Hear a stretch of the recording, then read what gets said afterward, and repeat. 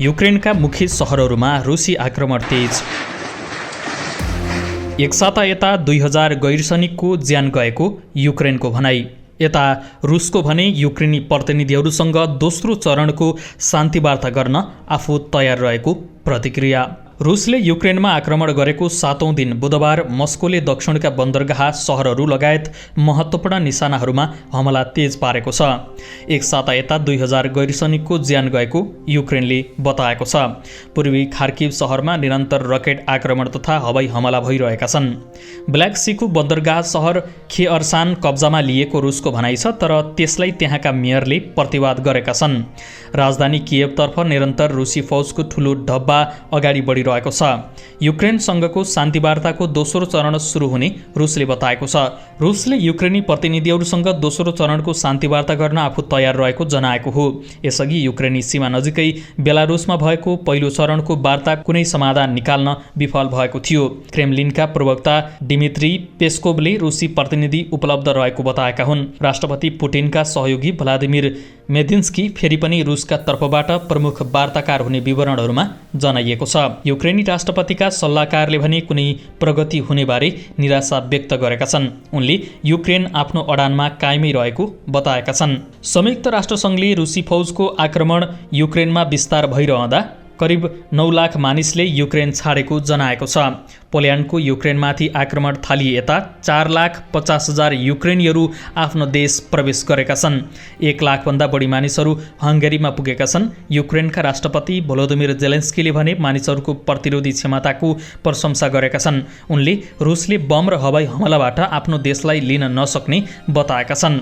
युक्रेनी अधिकारीहरूले दिएको पछिल्लो जानकारीमा एक साता अगाडि सुरु भएको रुसी अतिक्रमणका कारण हालसम्म 2000 गैर सैनिकको ज्यान गइसकेको छ। त्यहाँको आपतकालीन सेवा सम्बन्धी निकायका अनुसार 10 जना उद्धारकर्मीहरू पनि मारिएका छन्। रुसी आक्रमणले निम्ताएको 400 वटा आगजनीका घटना नियन्त्रण गरिएको अनि 416 बम निष्क्रिय पारिएको पनि उसले बताएको छ। 7 दिनको युद्धमा रुसले 100 यातायात सञ्जाल, आवासीय भवनहरू, अस्पतालहरू तथा बालबालिका पढ्ने स्थलहरू ध्वस्त पारिसकेको छ। युक्रेनको राजधानी कियवका मेयरले नगरका बासिन्दाहरूलाई रुसी फौज नजिक आइरहेको भन्दै मानिसहरूलाई घरभित्रै रहन र सहरको रक्षाका निम्ति तयारी रहन आह्वान गरेका छन्। दुश्मनले आफ्नो फौजलाई झन्झन नजिक भेला गराइरहेको छ, भियर भिताली क्लत्स्कोले भनेका छन्। सहरको बाहिरी भेगमा सङ्घर्ष सुरु भएको उनले बताए। हामी तयारी गरिरहेका छौँ र हामी कियवको रक्षा गर्नेछौँ। आफ्नो साहस कम हुन नदिन म कियवका बासिन्दाहरूलाई आग्रह गर्दछु। हालसम्म कियवले रुसी अतिक्रमण प्रयासको प्रतिरोध गरिरहेको छ। रुसी बख्तरबन्द गाडीहरूको करिब 65 किलोमिटर लामो लस्कर उत्तरतिरबाट कियवतर्फ अगाडि बढिरहेका छन्। सैन्य विश्लेषकहरू ठान्छन् पश्चिमबाट हुन सक्ने अतिक्रमणको प्रयासलाई बल पुर्याउन उक्त लस्कर त्यहाँ जम्मा भइरहेका छन्। युक्रेनी सेनाका अनुसार रुसले देशमा आक्रमण सुरु गरे यता अहिलेसम्म 5840 रुसी सैनिकको ज्यान गएको बताएको छ। यता बीबीसीले भने उक्त दाबीको स्वतन्त्र पुष्टि गर्न सकेको छैन। तर युकेको रक्षा मन्त्रालयले युक्रेन अतिक्रमणका क्रममा रुसी सेनाले ठूलो क्षति बेहोरेको विश्वास गरेको छ। युक्रेनले गरेको दाबी अनुसार हालसम्म रुसले 5840 सैनिक, 30 विमान, 31 हेलिकप्टर, 211 ट्याङ्क, 862 सशस्त्र गस्ती गाडी, 85 अर्टिलरी प्रणाली, 9 विमान भेदक प्रणाली, 60 इन्धन ट्याङ्क, 355 गाडी, 40 MLR रकेट लन्चर कब्जा गरिएको तथा जलाइएको विवरण बताएको छ। यता रुसी राष्ट्रपति भ्लादिमिर पुटिनले बरु युक्रेन ध्वस्त पार्ने तर पश्चिमा शिविरमा उसलाई जान दिने छैनन् भनेर विश्लेषण गरेका छन्। उनले अहिलेसम्म रुसले उसका सबैभन्दा डरलाग्दा अस्त्र प्रयोग नगरेको तर अबको दोस्रो चरणमा रुसले बिना सङ्कोच तिनको प्रयोग गर्न सक्ने बताएका छन्। पश्चिमा देशहरूका निम्ति सन्तुलन मिलाउन कठिन छ। युद्ध रोक्न पुटिनलाई कतिसम्म घचेटेर सजाय दिने अनि उनले साँच्चीकै भयानक प्रतिक्रिया नदेखाउन् भनेर कहाँ पुगेर रोकिने। पुटिन निकटस्थ कसैले पनि उनलाई संयमित हुन सुझाव देलान् जस्तो नलागेको बताइएको छ। गत 2 वर्ष महामारीको बखतमा पुटिनले सल्लाहकारहरूसँग यही आक्रमणको योजना बनिरहेको विभिन्न जानकारहरू बताउँछन्। पुटिनले सबै शक्ति आफ्नो हातमा केन्द्रीकृत गरेको अनि कोही पनि आफूसँग विचार विमर्शमा नरहेको बताइएको छ। रुसको रक्षा मन्त्रालयले रुसी सैनिकहरूले युक्रेनको दक्षिणी सहर खेर्सन आफ्नो नियन्त्रणमा लिएको बताएको छ। यदि त्यसको पुष्टि भयो भने रुसले अहिलेसम्म कब्जामा लिएको त्यो सबैभन्दा ठूलो सहर हुनेछ। राति खेर्सनका सडकहरूमा रुसी सैनिकहरू देखिएका थिए। नगर प्रमुखले रुसी सेनाले खेर्सनको रेल स्टेसन र बन्दरगाह आफ्नो नियन्त्रणमा लिएको बताएका छन्। युक्रेनको दोस्रो ठूलो सहर खार्किभमा रुसले गरेको गोलाबारीमा कम्तीमा 21 जनाको मृत्यु भएको छ भने 112 जना घाइते भएका छन्। तर खार्किभ क्षेत्रका गभर्नरले भने रुसले गरेका सबै आक्रमणहरूको प्रतिकार गरेको दावी गरेका छन्। रुसले खार्किभमा मङ्गलबार र रातभरि ठूलो आक्रमण गरेको थियो। गभर्नर ओले सिनेगोभोभले शत्रुको पक्षमा ठूलो क्षति भएको बताएका छन्। रुसले लडाकु विमानबाट गोलाबारी गरेको थियो भने सैनिकहरू खार्किभका उत्तरी र पूर्वोत्तर भागबाट सहरभित्र प्रवेश गरेका थिए।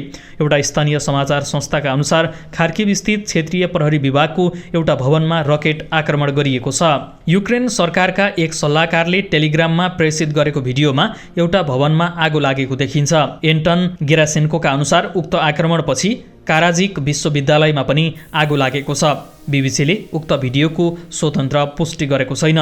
यता अमेरिकी राष्ट्रपति जो बाइडेनले रुसी राष्ट्रपति भ्लादिमिर पुटिनलाई एक तानाशाहको संज्ञा दिँदै युक्रेनमाथि गरेको अतिक्रमणको मूल्य तिर्न लगाउनुपर्ने बताएका छन्।